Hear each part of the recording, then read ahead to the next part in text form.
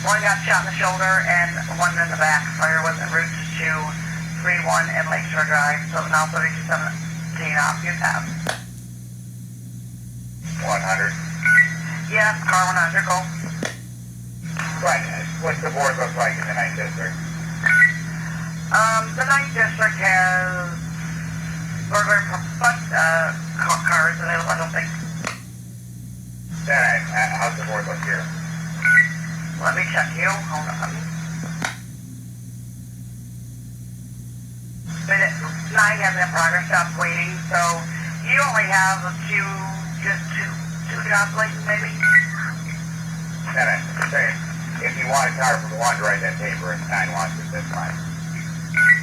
Okay, 10-4. I think because we found them, 9 will tell us, but then they'll look for a crime scene once we get a little better information. You said you had a shot card call over this. No, they did have. Same. If they want it, that's fine. Oh, that's really nice of you. No, I was trying to see if they had any calls, so I knew they did have some shots fire calls over there.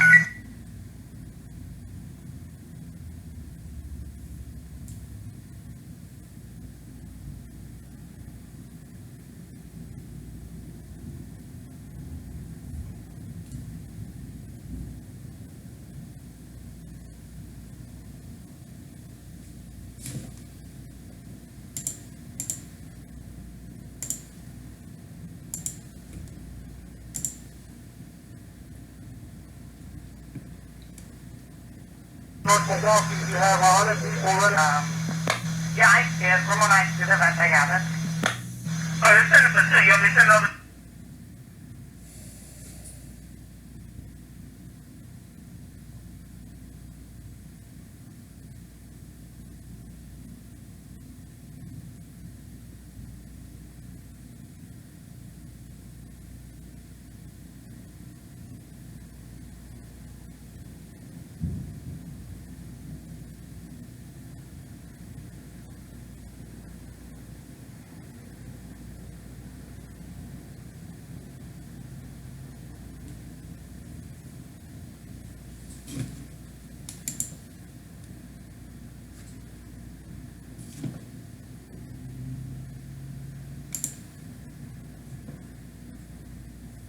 Creativity is in all of us.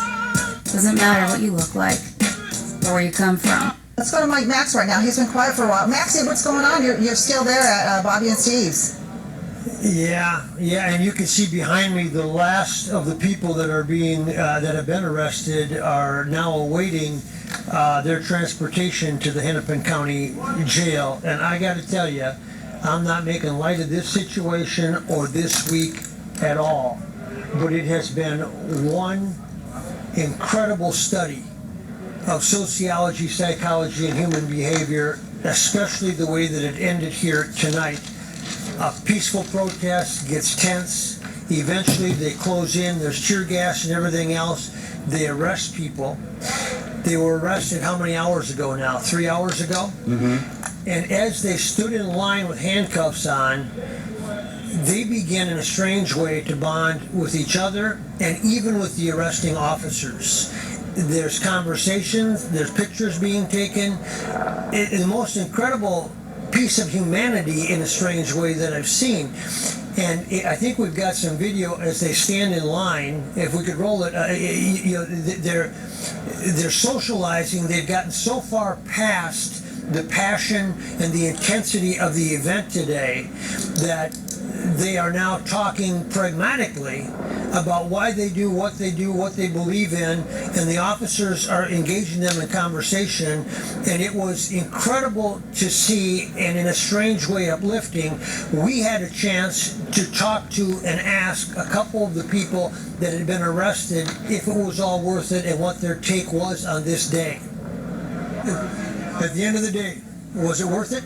Absolutely. We have a message to send. Hey, we are out here. We're peaceful. We are different from whoever's rioting. We are different from people breaking down buildings. We're out here. We just wanted to convey a message that we're not all the same. That we're not among. They are them. We are us. When was the point where you said you've accepted the fact that she'll be arrested? I didn't accept the fact that that there should be arrests. I just know this is something that we have to do. And if anyone, we were out protesting on the freeway. We are out here protesting on the freeway because we want to make a difference. And the people saying, hey, you can't protest on the freeway, you gotta go on the sidewalk. We don't have enough sidewalks in the city of Minnesota for tens of thousands of protesters, okay? We're gonna protest on the street. We want to be heard, we're gonna go where we're gonna get attention, okay? That's how it is. And at the end of the day, do you feel the message was put out there the right way, and are you satisfied with what you guys accomplished? I am. I'm satisfied. I'm satisfied that we show that we're not going to be beaten. We're not going to be beaten by any officers. We're not going to be beaten by law enforcement or our friends in the state patrol. I got to ask you one question about that. As this thing has evolved, we've all been standing here for a long time now, and I'm seeing more smiles and laughter than I think I've ever seen of people that are being arrested. There's almost a bond that's been established with the arresting officers and the people that have been arrested. Exactly. At the end of the day, we're human. He's got a family. He's got friends. I've got a family. I've got friends. At the end of the day, we just want to go home to the people we love. I mean, we're human. We're citizens first. At the end of the day, he might be wearing a uniform. I'm not, but we can connect in any way. You know what I'm saying? You've been here every 5 days. Yeah. What have you learned? I've learned that every person deserves love from other people. That's what I really have learned, and it's really opened my eyes. Like, I don't have no hate towards these police officers around me. I really don't.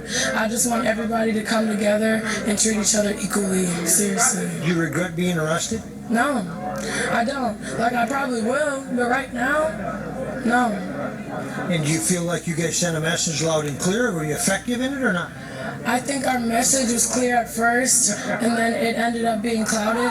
But at the end, our message is still the same. Black Lives Matter. There you go. And it was strange and surreal as this week has evolved and what we saw today, and now we're seeing the ending of it. But I wanted to bring some of that to you, both those people from Minnesota, one from Andover and one from Northeast Minneapolis, because the perspective of that you have on the protesters, when you only see them and don't hear from them, is sometimes can be misconstrued and misconfigured. And to add to that, I have watched for 3 straight days on the front lines as these law enforcement groups, both the county sheriffs, the police department, and the state patrol have gathered.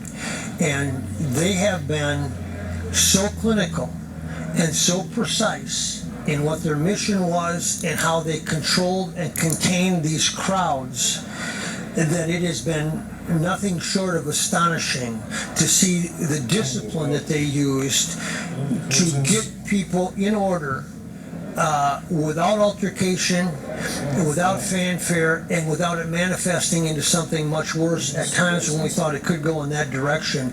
They have a game plan, and whoever orchestrated it, I don't know. But it was just outstanding. One final note, Frank and Amelia, in talking to them, how is this situated? And they said they put us into different groups, law enforcement groups, so they're playing, in essence, with the same team.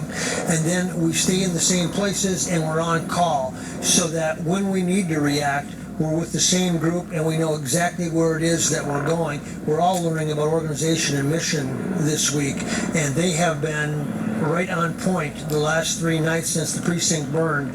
They have been right on point throughout, and nothing short sometimes of miraculous in their discipline and being able to quell what could be very difficult, intense situations.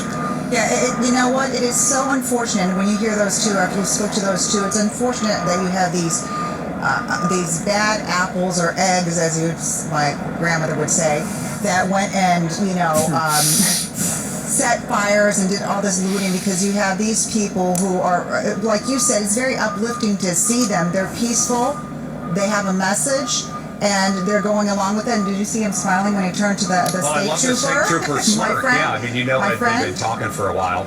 Maybe, Max, we need to figure out how to have this conversation around a beer instead of around a set of handcuffs, right? Yeah, I mean, it is so human, and it is so, as they stood together, law enforcement officials, and you can see over here, everybody's had a long day, and this is the way it feels at the end of the long day. as the state patrol